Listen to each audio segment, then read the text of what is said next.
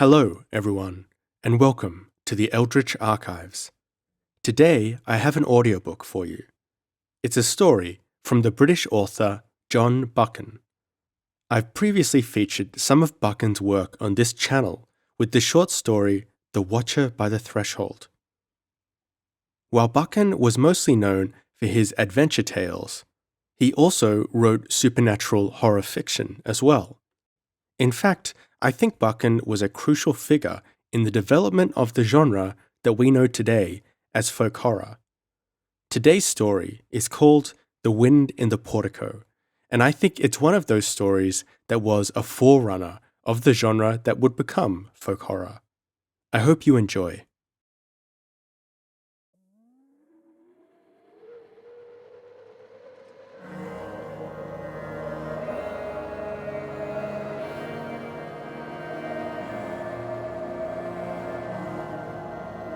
The Wind in the Portico. Henry Nightingale's Story by John Buchan. Narrated by Connor Kay.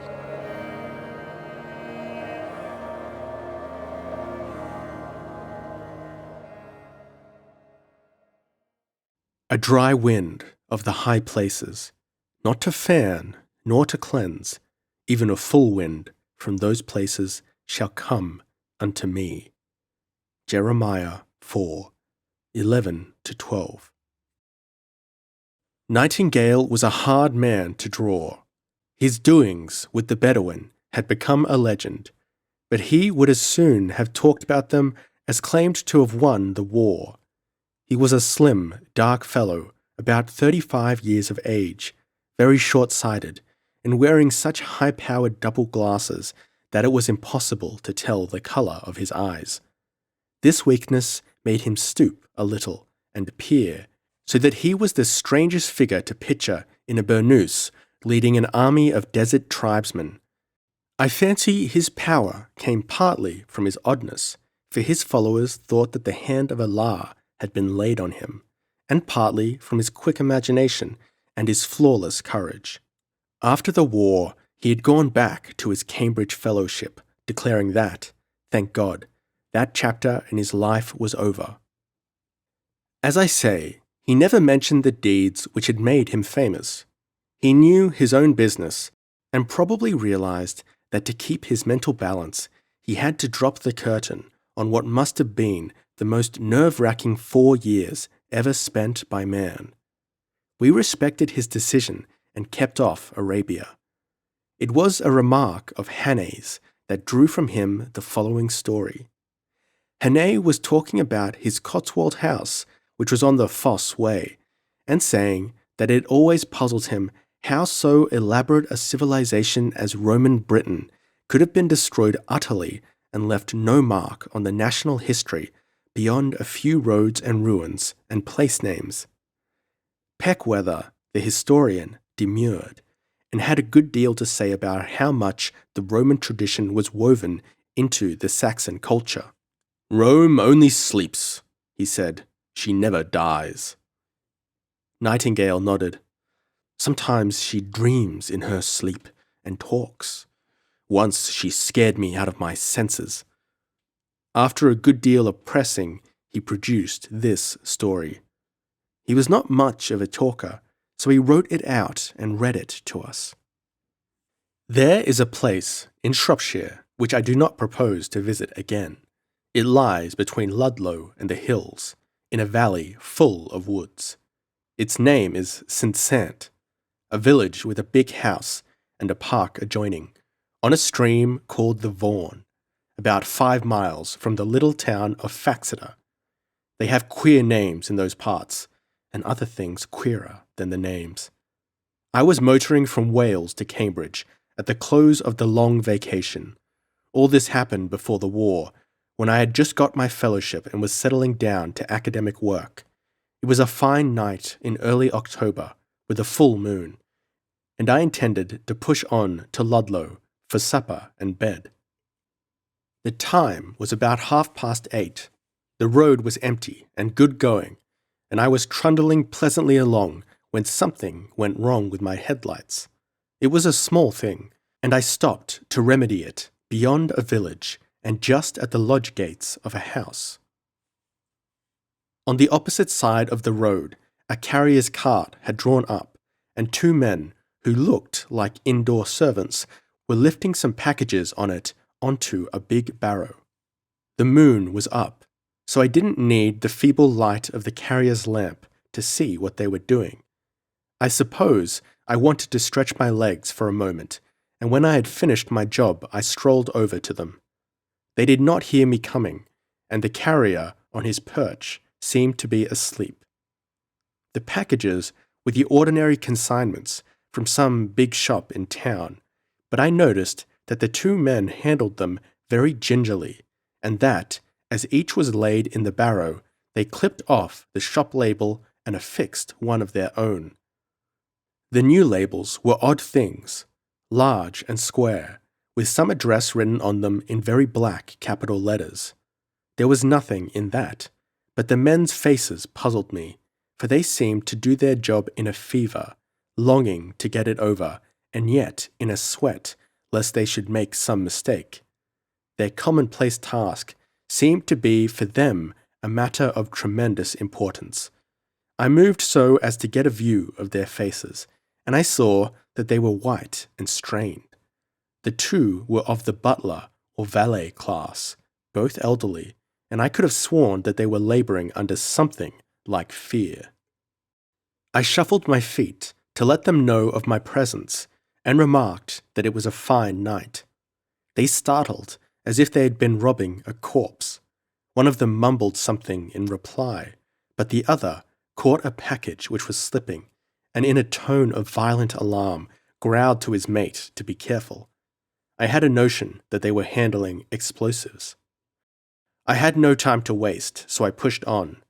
That night, in my room in Ludlow, I had the curiosity to look up my map and identify the place where I had seen the men.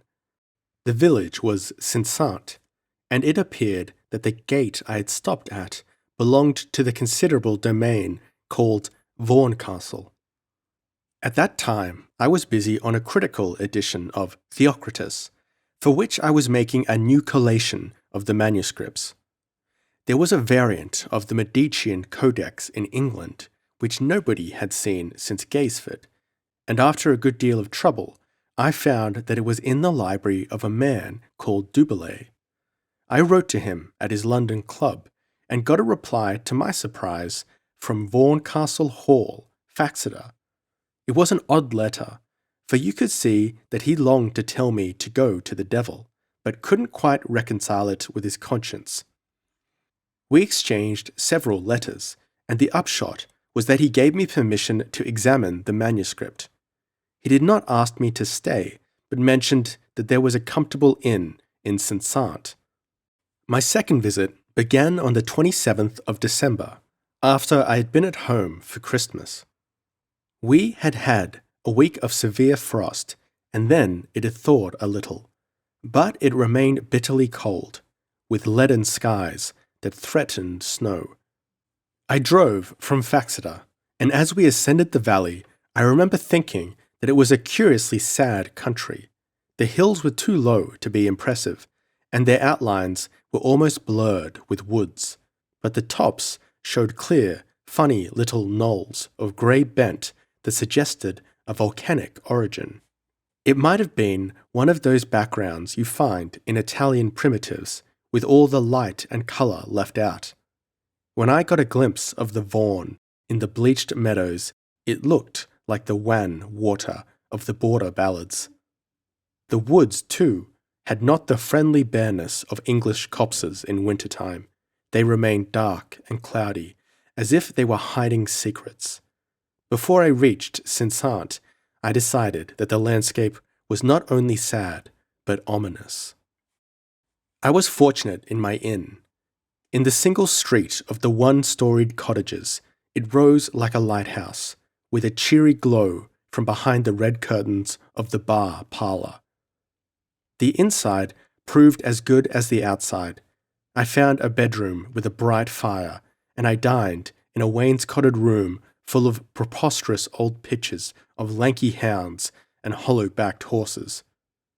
I had been rather depressed on my journey, but my spirits were raised by this comfort, and when the house produced an almost respectable bottle of port, I had the landlord in to drink a glass.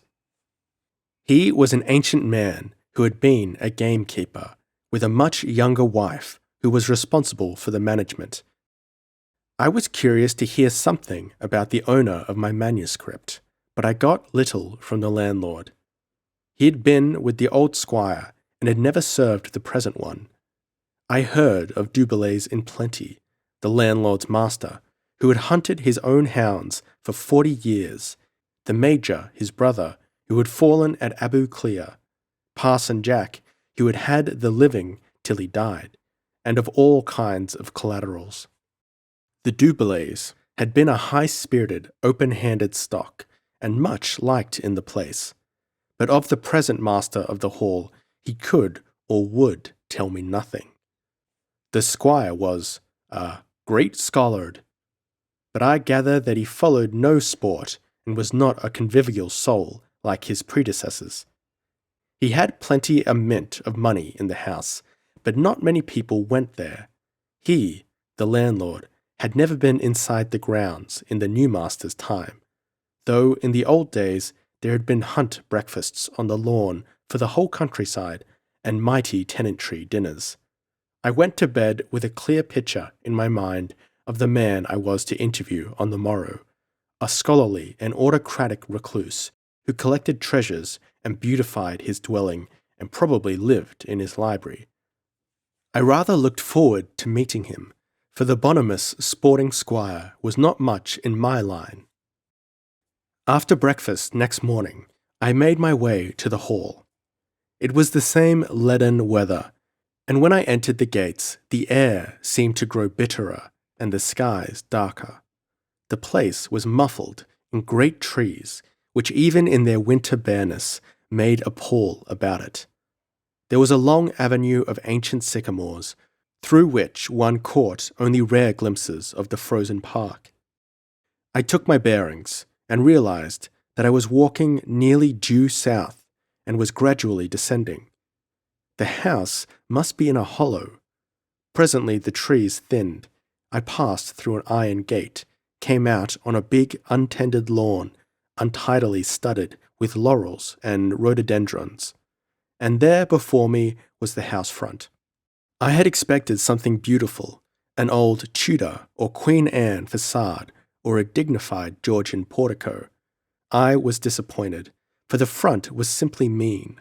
It was low and irregular, more like the back parts of a house, and I guessed that at some time or another the building had been turned round, and the old kitchen door made the chief entrance. I was confirmed in my conclusion by observing that the roofs rose in tiers, like one of those recessed New York skyscrapers, so that the present back parts of the building were of an impressive height. The oddity of the place interested me, and still more its dilapidation. What on earth could the owner have spent his money on? Everything, lawn, flower beds, paths, was neglected. There was a new stone doorway, but the walls badly needed painting. The window work had not been painted for ages, and there were several broken panes. The bell did not ring, so I was reduced to hammering on the knocker, and it must have been 10 minutes before the door opened.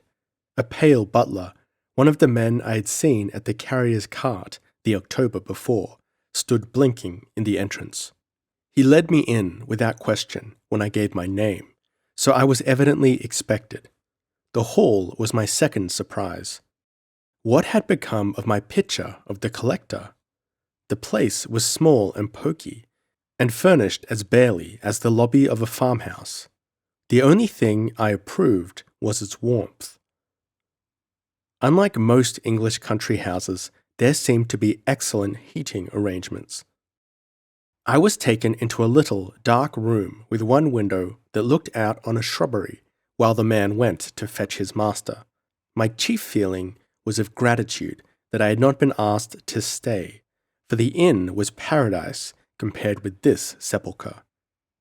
I was examining the prints on the wall when I heard my name spoken and turned round to greet Mr. Duboulet. He was my third surprise. I had made a portrait in my mind of a fastidious old scholar with eyeglasses on a black cord and a finical, Weltkindisch manner. Instead, I found a man in his early middle age, a heavy fellow, dressed in the roughest country tweeds. He was as untidy as his domain, for he had not shaved that morning. His flannel collar was badly frayed, and his fingernails would have been the better for a scrubbing brush. His face was hard to describe. It was high-coloured, but the colour was not healthy. It was friendly, but it was also wary. Above all, it was unquiet. He gave me the impression of a man whose nerves were all wrong, and who was perpetually on his guard. He said a few civil words, and thrust a badly tied brown paper parcel at me. "That's your manuscript," he said jauntily. I was staggered. I had expected to be permitted to collate the codex in his library, and in the last few minutes had realized that the prospect was distasteful.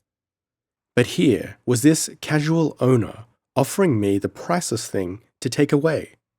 I stammered my thanks, and added that it was very good of him to trust a stranger with such a treasure. "Only as far as the inn," he said. "I wouldn't like to send it by post. There's no harm in your working at it at the inn. There should be confidence among scholars." And he gave an odd cackle of a laugh. "I greatly prefer your plan," I said, "but I thought you would insist on my working at it here." "No, indeed," he said earnestly. "I shouldn't think of such a thing. Wouldn't do at all. An insult to our Freemasonry. That's how I should regard it." We had a few minutes further talk. I learned that he had inherited under the entail from a cousin, and had been just over 10 years at Vaughan-Castle. Before that, he had been a London solicitor. He asked me a question or two about Cambridge, wished he had been at the university, much hampered in his work by a defective education. I was a Greek scholar? Latin too, he presumed. Wonderful people, the Romans. He spoke quite freely, but all the time his queer, restless eyes were darting about, and I had a strong impression that he would have liked to say something to me very different from these commonplaces, that he was longing to broach some subject but was held back by shyness or fear. He had such an odd appraising way of looking at me. I left without his having asked me to a meal, for which I was not sorry, for I did not like the atmosphere of the place. I took a short cut over the ragged lawn and turned at the top of the slope to look back. The house was in reality a huge pile, and I saw that I had been right and that the main building was all at the back. Was it, I wondered, like the Alhambra, which behind a front like a factory concealed a treasure house? I saw, too, that the woodland hollow was more spacious than I had fancied. The house, as at present arranged, faced due north, and behind the south front was an open space in which I guessed that a lake might lie. Far beyond, I could see, in the December dimness, the lift of high, dark hills. That evening the snow came in earnest, and fell continuously for the better part of 2 days. I banked up the fire in my bedroom and spent a happy time with the codex. I had brought only my working books with me, and the inn boasted no library, so when I wanted to relax, I went down to the tap room or gossiped with the landlady in the bar parlour. The yokels who congregated in the former were pleasant fellows, but, like all the folk on the marches, they did not talk readily to a stranger, and I heard little from them of the hall. The old squire had reared every year 3,000 pheasants, but the present squire would not allow a gun to be fired on his land, and there were only a few wild birds left. For the same reason, the woods were thick with vermin. This, they told me, when I professed an interest in shooting. But of Mr. Dubellay they would not speak, declaring that they never saw him. I dare say they gossiped wildly about him, and their public reticence struck me as having in it a touch of fear. The landlady, who came from a different part of the shire, was more communicative.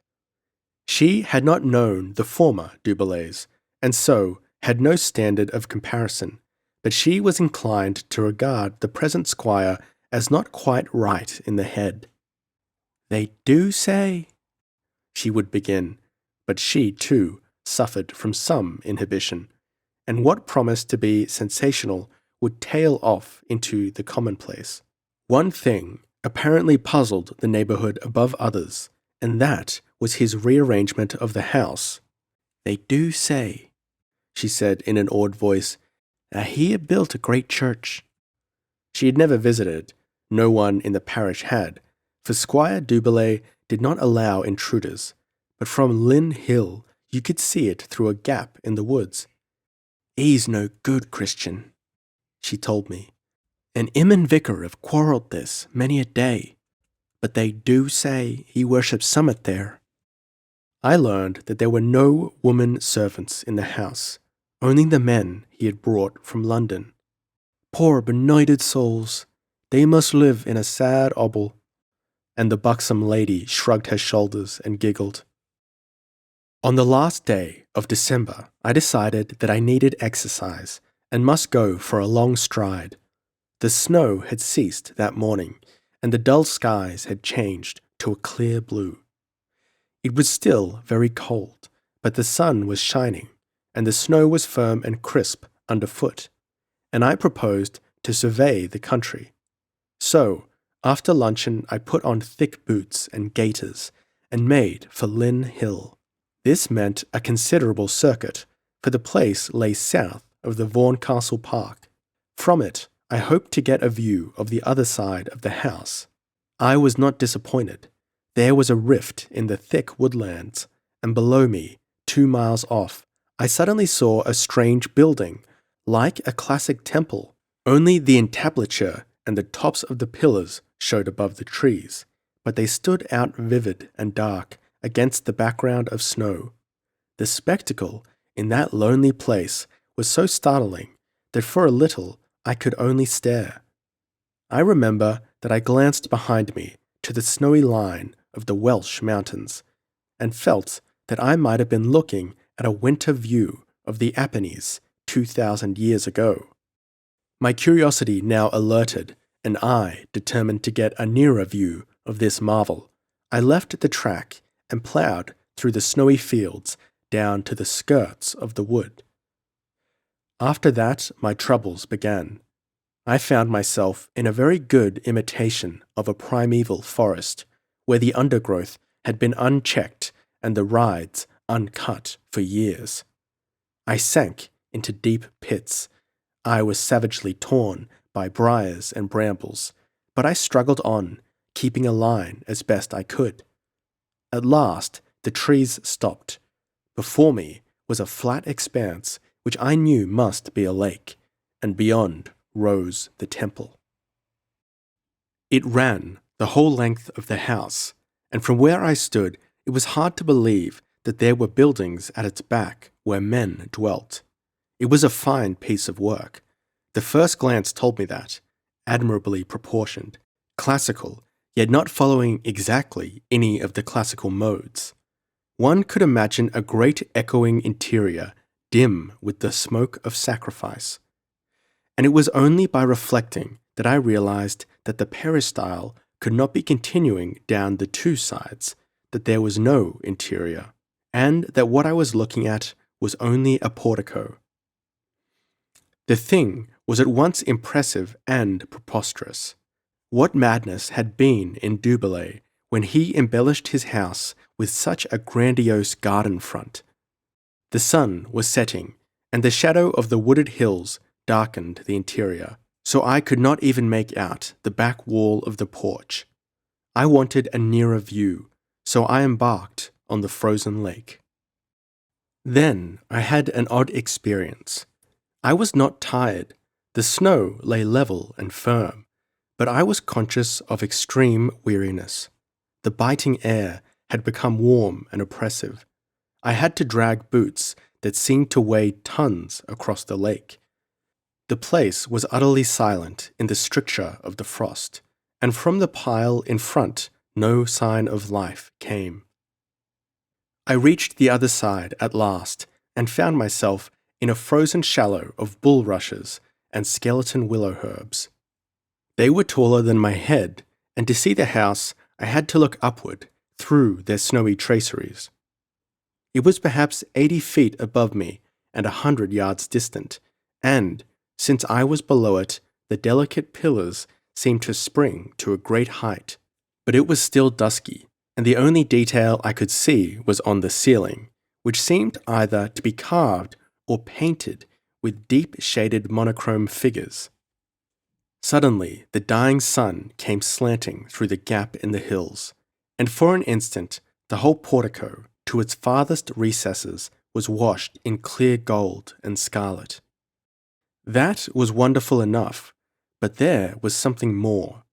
The air was utterly still, with not the faintest breath of wind, so still that when I had lit a cigarette half an hour before, the flame of the match had burned steadily upward like a candle in a room.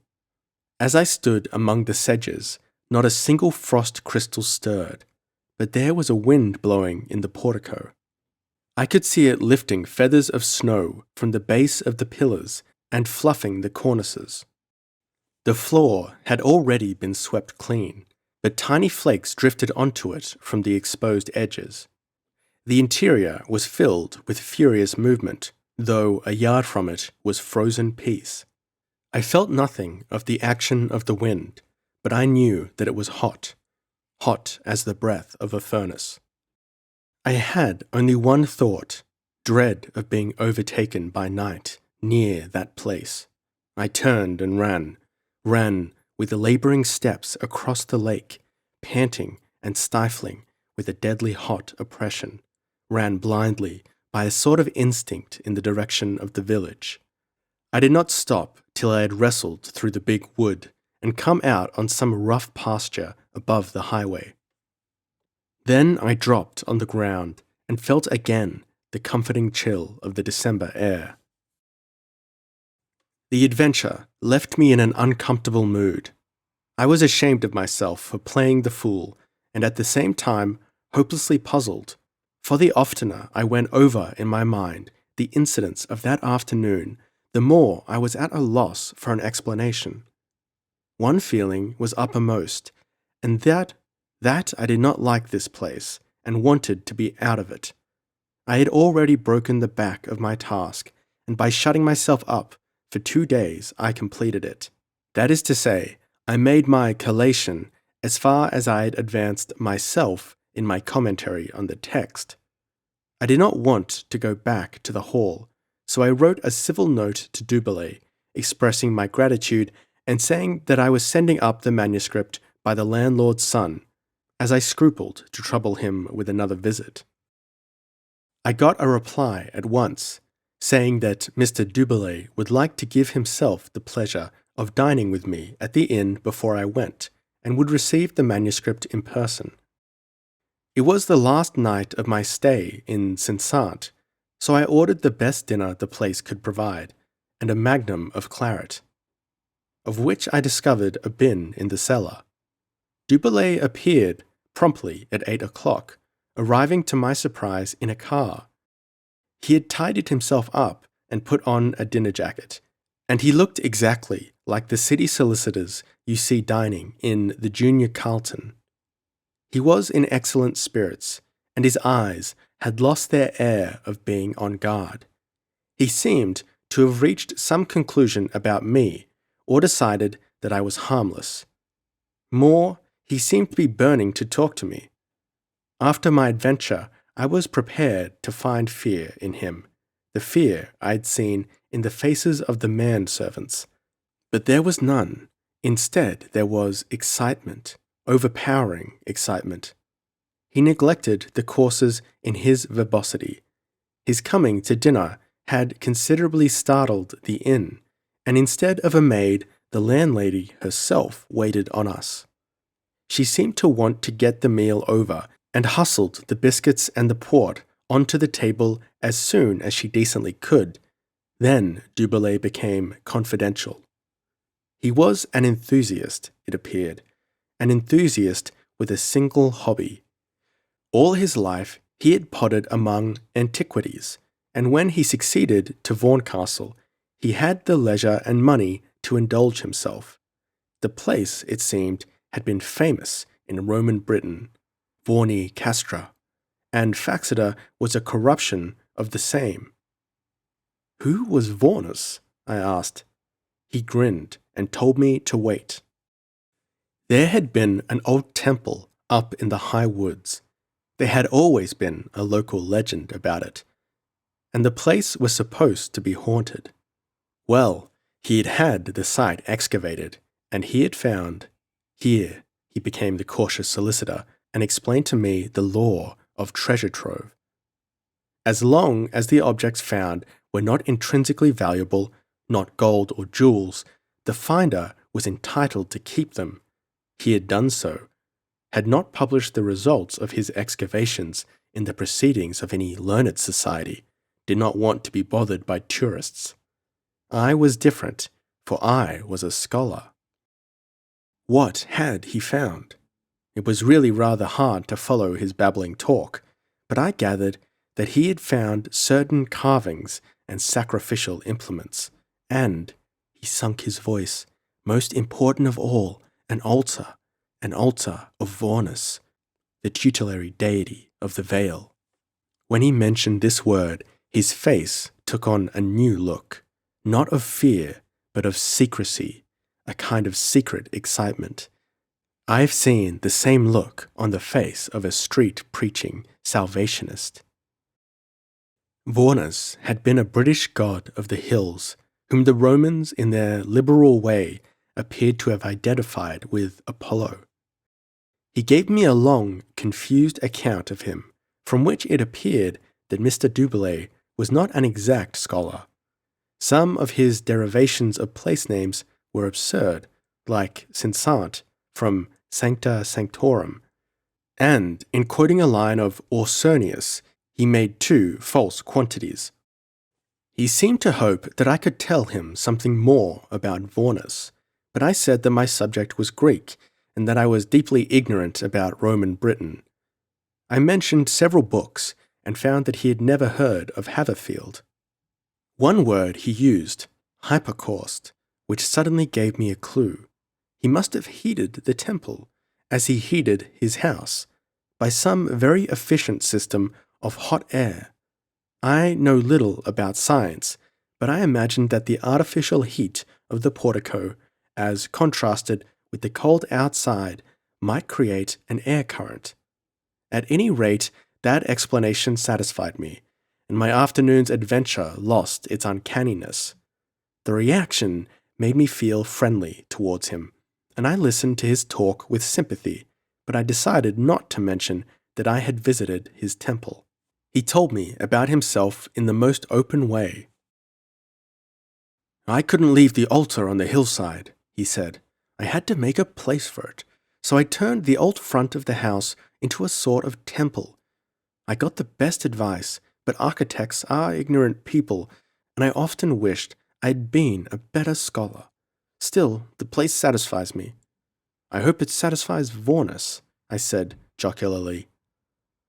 I think so, he replied quite seriously, and then his thoughts seemed to go wandering, and for a minute or so he looked through me with a queer abstraction in his eyes. What do you do with it now you've got it? I asked. He didn't reply, but smiled to himself. I don't know if you remember a passage in Sidonius Apollinaris, I said, a formula for consecrating pagan altars to Christian uses. You begin by sacrificing a white cock or something suitable, and tell Apollo with all friendliness that the old dedication is off for the present. Then you have a Christian invocation. He nearly jumped out of his chair. That wouldn't do at all. Oh Lord, no. I couldn't think of it for a moment. It was as if I had offended his ears by some horrid blasphemy, and the odd thing was that he never recovered his composure. He tried, for he had good manners, but his ease and friendliness had gone. We talked stiffly for another half-hour about trifles, and then he rose to leave. I returned him his manuscript, neatly parcelled up, and expanded in thanks, but he scarcely seemed to heed me. He stuck the thing in his pocket and departed with the same air of shocked absorption. After he had gone, I sat before the fire and reviewed the situation. I was satisfied with my hypocaust theory, and had no more perturbation in my memory about the afternoon's adventure. Yet a slight flavour of unpleasantness hung about it, and I felt that I did not quite like Du Bellay. I set him down as a crank who had tangled himself up with a half-witted hobby, like an old maid with her cats, and I was not sorry to be leaving the place. My third and last visit to Saint-Saëns was in the following June, the summer of 1914. I had all but finished my Theocritus, but I needed another day or two with the Vaughan manuscript, and, as I wanted to clear the whole thing before I left to Italy in July, I wrote to Du Bellay and asked if I might have another sight of it. The thing was a bore, but it had to be faced, and I fancied that the valley would be a pleasant place in that hot summer. I got a reply at once, inviting, almost begging me to come, and insisting that I should stay at the hall. I couldn't very well refuse, though I would have preferred the inn. He wired about my train, and wired again, saying he would meet me. This time, I seemed to be a particularly welcome guest. I reached Faxeter in the evening, and was met by a car from a Faxeter garage. The driver was a talkative young man, and, as the car was a closed one, I sat beside him for the sake of fresh air. The term had tired me, and I was glad to get out of stuffy Cambridge. But I cannot say that I found it much cooler as we ascended the Vaughan Valley. The woods were in their summer magnificence, but a little dulled and tarnished by the heat. The river was shrunk to a trickle, and the curious hilltops were so scorched by the sun that they seemed almost yellow above the green of the trees. Once again, I had the feeling of a landscape fantastically un-English. "Squire Du Bellay's been in a great way about your coming, sir," the driver informed me. "Sent down 3 times to the boss to make sure it was all right. He's got a car of his own, too, a nice little Daimler, but he don't seem to use it much. I haven't seen him about in it for a month of Sundays." As we turned in at the hall gates, he looked curiously about him. "Never been here before, though I've been in most gentlemen's parks for 50 miles round. Rum old-fashioned spot, isn't it, sir?" If it had seemed a shuttered sanctuary in midwinter, in that June twilight, it was more than ever a place enclosed and guarded. There was almost an autumn smell of decay, a dry decay, like touchwood. We seemed to be descending through layers of ever-thickening woods. When, at last, we turned through the iron gate, I saw that the lawns had reached a further stage of neglect, for they were as shaggy as a hayfield. The white-faced butler let me in, and there, waiting at his back, was Du Bellay. But he was not the man who I'd seen in December. He was dressed in an old baggy suit of flannels, and his unwholesome red face was painfully drawn and sunken. There were dark pouches under his eyes, and these eyes were no longer excited, but dull and pained. Yes, and there was more than pain in them, there was fear. I wondered if his hobby were becoming too much for him. Considering that I scarcely knew him, I was a little embarrassed by his warmth. "Bless you for coming, my dear fellow," he cried. "You want to wash, and then we'll have dinner. Don't bother to change, unless you want to. I never do." He led me to my bedroom, which was clean enough, but small and shabby like a servant's room. I guessed that he had gutted the house to build his absurd temple. We dined in a fair-sized room which was a kind of library.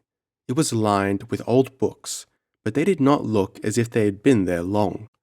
Rather, it seemed like a lumber room in which a fine collection had been stored. Once, no doubt, they had lived in a dignified Georgian chamber. There was nothing else, none of the antiques which I had expected. "You've come just in time," he told me. "I fairly jumped when I got your letter, for I had been thinking of running up to Cambridge to insist on your coming down here. I hope you're in no hurry to leave." "As it happens," I said, "I am rather pressed for time. I hope to go abroad next week. I ought to finish my work here in a couple of days. I can't tell you how much I'm in your debt for your kindness." "2 days," he said. "That will get us over midsummer. That should be enough." I hadn't a notion what he meant. I told him that I was looking forward to examining his collection. His eyes opened. "Your discoveries, I mean," I said. "The altar of Vaughnus." As I spoke the words, his face suddenly contorted in a spasm of what looked like terror. He choked and then recovered himself. Yes, he said rapidly. "You shall see it. You shall see everything. But not now, not tonight. Tomorrow, in broad daylight. That's the time." After that, the evening became a bad dream. Small talk deserted him, and he could only reply with an effort to my commonplaces. I caught him often looking at me furtively, as if he was sizing me up and wondering how far he could go with me. The thing fairly got on my nerves, and to crown all, it was abominably stuffy. The windows of the room gave on a little paved court with a background of laurels, and I might have been in 7 Dials for all the air there was. When coffee was served, I could stand it no longer. "What about smoking in the temple?" I asked. "It should be cool there with the air from the lake." I might have been proposing the assassination of his mother. He simply gibbered at me. No, he stammered. "My God, no." It was half an hour before he could properly collect himself. A servant lit 2 oil lamps, and we sat in the frosty room. "You said something when we last met," he ventured at last, after many a sidelong glance at me. "Something about a ritual for rededicating an altar?" I remembered my remark about Sidonius Apollinarius. "Could you show me the passage? There is a good classical library here, collected by my great-grandfather. Unfortunately, my scholarship is not equal to using it properly." I got up and hunted along the shelves, and presently found a copy of Sidonius, the Plantin edition of 1609. I turned up the passage and roughly translated it for him. He listened hungrily and made me repeat it twice. "He says a cock." He hesitated. "Is that essential?" "I don't think so. I fancy any of the recognized ritual stuff would do." "I'm glad," he said simply. "I am afraid of blood." "Good God, man," I cried out. "Are you taking my nonsense seriously? I was only chaffing. Let old Vaughnus stick to his altar." He looked at me like a puzzled and rather offended dog. Sidonius was in earnest. "Well, I'm not," I said rudely. "We're in the 20th century and not in the 3rd. Isn't it about time we went to bed?" He made no objection and found me a candle in the hall. As I undressed, I wondered into what kind of lunatic asylum I had strayed. I felt the strongest distaste for the place, and longed to go straight off to the inn, only I couldn't make use of a man's manuscripts and insult his hospitality. It was fairly clear to me that Du Bellay was mad. He had ridden his hobby to the death of his wits, and was now in its bondage. Good Lord, he had talked of his precious Vaughnus as a votary talks of a god. I believed he had come to worship some figment of his half-educated fancy. I think I must have slept for a couple of hours. Then I woke, dripping with perspiration, for the place was simply an oven. My window was as wide open as it would go, and though it was a warm night, when I stuck my head out, the air was fresh. The heat came from indoors. The room was on the first floor, near the entrance, and I was looking onto the overgrown lawns. The night was very dark and utterly still, but I could have sworn that I heard wind. The trees were as motionless as marble, but somewhere close at hand I heard a strong gust blowing. Although there was no moon, there was somewhere near me a steady glow of light. I could see the reflection of it round the end of the house. That meant that it came from the temple. What kind of saturnalia was Dubélé conducting at such an hour? When I drew in my head, I felt that if I was to get any sleep, something must be done. There could be no question about it. Some fool had turned on the steam heat, for the room was a furnace. My temper was rising. There was no bell to be found, so I lit my candle and set out to find a servant.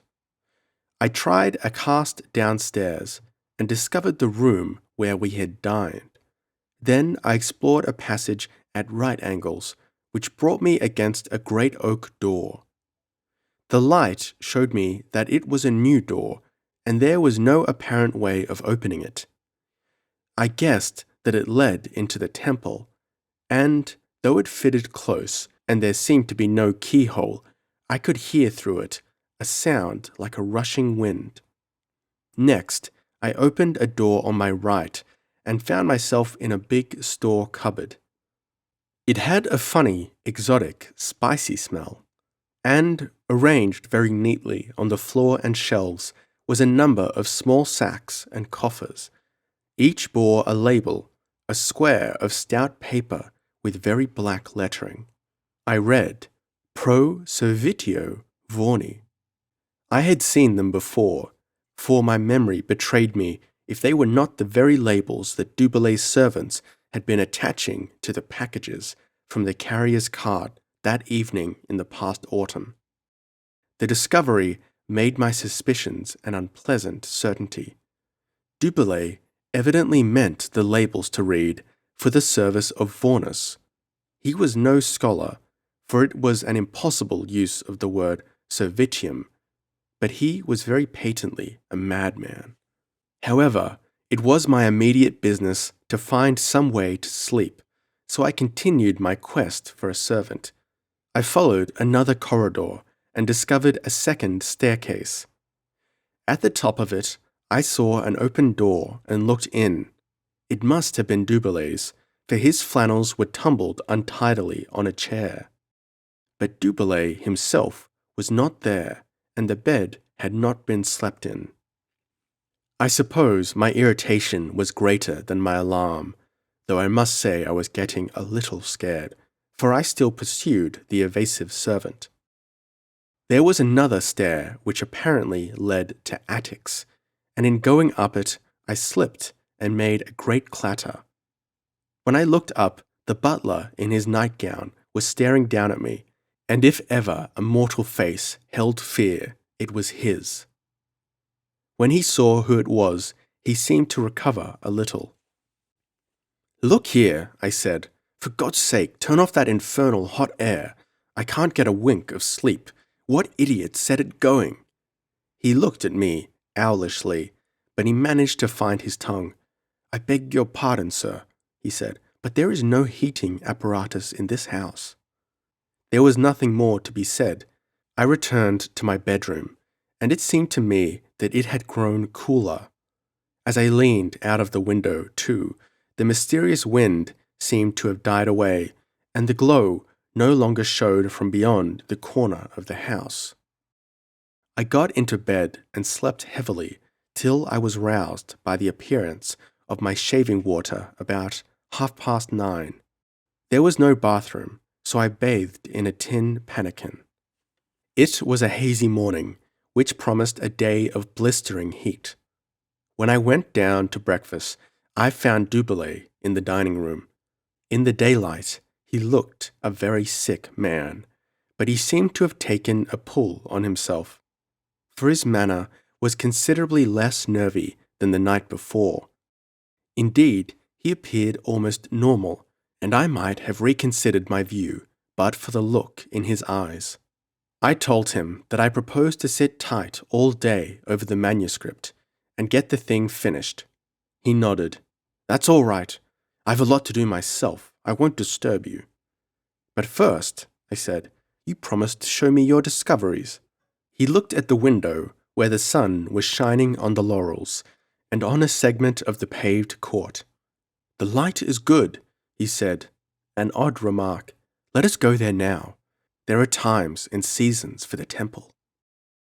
He led me down the passage I had explored the previous night.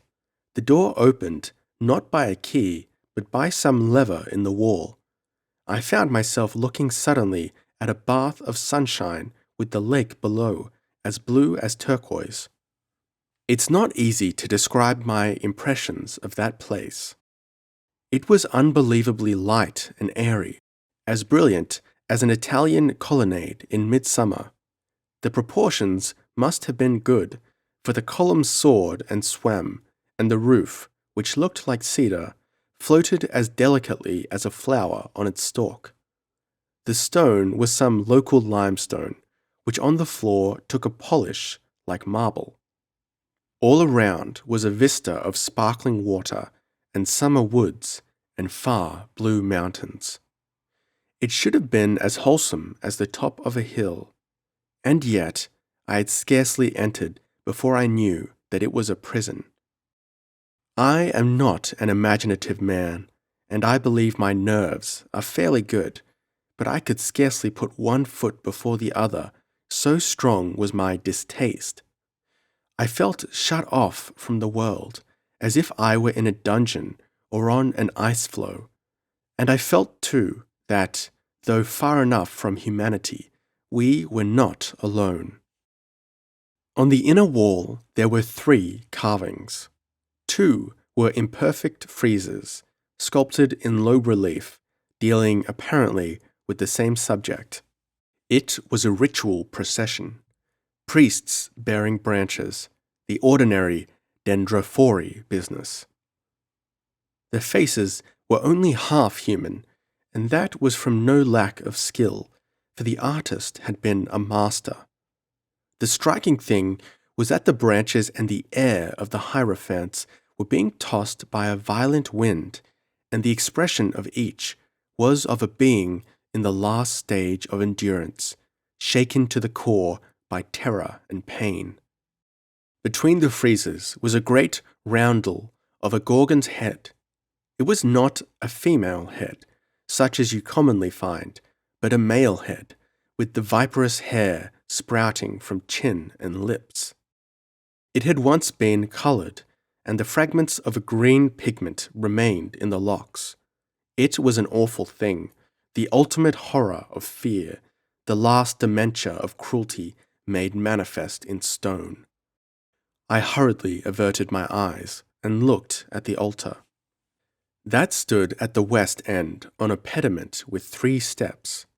It was a beautiful piece of work, scarcely harmed by the centuries, with 2 words inscribed on its face, Apol, Vaughan. It was made of some foreign marble, and the hollow top was dark with ancient sacrifices. Not so ancient either, for I could have sworn that I saw there the mark of recent flame. I do not suppose I was more than 5 minutes in the place. I wanted to get out, and Dubélé wanted to get me out. We did not speak a word till we were back in the library. "For God's sake, give it up," I said. "You're playing with fire, Mr. Dubélé. You're driving yourself into bedlam. Send these damned things to a museum and leave this place. Now! Now, I tell you. You have no time to lose. Come down with me to the inn, straight off, and shut up this house." He looked at me with his lip quivering like a child about to cry. "I will. I promise you I will, but not yet. After tonight. Tomorrow I'll do whatever you tell me. You won't leave me. I won't leave you, but what earthly good am I to you if you won't take my advice? Sidonius, he began. Oh, damn Sidonius! I wish I had never mentioned him. The whole thing is arrant nonsense, but it's killing you. You've got it on the brain. Don't you know you're a sick man? I'm not feeling very grand. It's so warm today. I think I'll lie down. It was no good arguing with him, for he had the appalling obstinacy of very weak things. I went off to my work in a shocking bad temper. The day was what it had promised to be, blisteringly hot. Before midday, the sun was hidden by a coppery haze, and there was not the faintest stirring of wind. Dubillé did not appear at luncheon. It was not a meal he ever ate, the butler told me. I slogged away all the afternoon and had pretty well finished my job by 6 o'clock. That would enable me to leave next morning, and I hoped to be able to persuade my host to come with me. The conclusion of my task put me into a better humour, and I went for a walk before dinner. It was a very close evening, for the heat haze had not lifted. The woods were as silent as a grave. Not a bird spoke, and when I came out of the cover to the burnt pastures, the sheep seemed too languid to graze. During my walk, I prospected the environs of the house, and saw that it would be very hard to get access to the temple except by a long circuit. On one side was a mass of outbuildings, and then a high wall, and on the other the very closest and highest quick-set hedge I have ever seen, which ended in a wood with savage spikes on its containing wall. I returned to my room, had a cold bath in the exiguous tub, and changed. Dubillé was not at dinner. The butler said that his master was feeling unwell and had gone to bed. The news pleased me, for bed was the best place for him. After that, I settled myself to a lonely evening in the library, browsing among the shelves, and found a number of rare editions which served to pass the time. I noticed that the copy of Sidonius was absent from its place. I think it was about 10 o'clock when I went to bed, for I was unaccountably tired. I remember wondering whether I oughtn't to go and visit Dubillé, but decided that it was better to leave him alone. I still reproach myself for that decision. I know now I ought to have taken him by force and hauled him to the inn. Suddenly, I came out of heavy sleep with a start. A human cry seemed to be ringing in the corridors of my brain. I held my breath and listened. It came again, a horrid scream of panic and torture. I was out of bed in a second, and only stopped to get my feet into slippers. The cry must have come from the temple. I tore downstairs, expecting to hear the noise of an alarmed household, but there was no sound, and the awful cry was not repeated. The door in the corridor was shut, as I expected. Behind it, pandemonium seemed to be loose, for there was a howling like a tempest, and something more, a crackling like fire.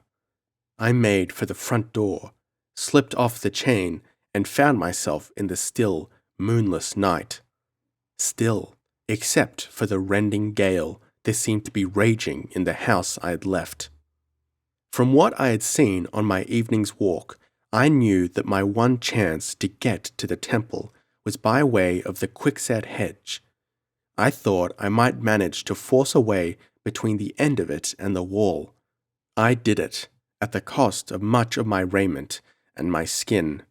Beyond was another rough lawn set with tangled shrubberies, and then a precipitous slope to the level of the lake. I scrambled along the sedgy margin, not daring to lift my eyes till I was on the temple steps. The place was brighter than day, with a roaring blast of fire. The very air seemed to be incandescent, and to have become a flame ether. And yet There were no flames, only a burning brightness. I could not enter, for the waft from it struck my face like a scorching hand, and I felt my hair singe. I am short-sighted, as you know, and I may have been mistaken, but this is what I think I saw. From the altar, a great tongue of flame seemed to shoot upwards and lick the roof, and from its pediment ran flaming streams. In front of it lay a body, Dubilay's, a naked body, already charred and black. There was nothing else, except that the Gorgon's head in the wall seemed to glow like a sun in hell. I suppose I must have tried to enter. All I know is that I found myself staggering back, rather badly burned. I covered my eyes, and as I looked through my fingers, I seemed to see the flames flow under the wall, where there may have been lockers, or possibly another entrance. Then the great oak door suddenly shriveled like gauze, and with a roar, the fiery river poured into the house. I ducked myself in the lake to ease the pain, and then ran back as hard as I could by the way I had come. Dubilay, poor devil, was beyond my aid. After that, I am not very clear what happened. I know that the house burned like a haystack. I found one of the manservants on the lawn, and I think I helped to get the other down from his room by one of the rain pipes. By the time the neighbors arrived, the house was ashes, and I was pretty well mother naked. They took me to the inn and put me to bed, and I remained there till after the inquest. The coroner's jury were puzzled, but they found it simply death by misadventure. A lot of country houses were burned that summer. There was nothing found of Dubilay. Nothing remained of the house except a few blackened pillars. The altar and the sculptures were so cracked and scarred that no museum wanted them. The place has not been rebuilt, and for all I know, they are there today. I am not going back to look for them. Nightingale finished his story and looked round his audience. "Don't ask me for an explanation," he said. "Don't ask me for an explanation," he said, "for I haven't any. You may believe it, if you like, that the god Vaunus inhabited the temple which Dubilay built for him, and, when his votary grew scared, and tried Sidonius's receipt for shifting the dedication, became angry and slew him with his flaming wind. That wind seems to have been a perquisite of Vaunus. We know more about him now, for last year they dug up a temple of his in Wales." "Lightning," someone suggested. "It was a quiet night with no thunderstorm," said Nightingale. "Isn't the countryside volcanic?" Peckweather asked. "What about pockets of natural gas or something of the kind?" "Possibly. You may please yourself in your explanation. I'm afraid I can't help you. All I know is that I don't propose to visit that valley again." "What became of your Theocritus?" "Burned, like everything else. However, that didn't worry me much. 6 weeks later came the war, and I had other things to think about."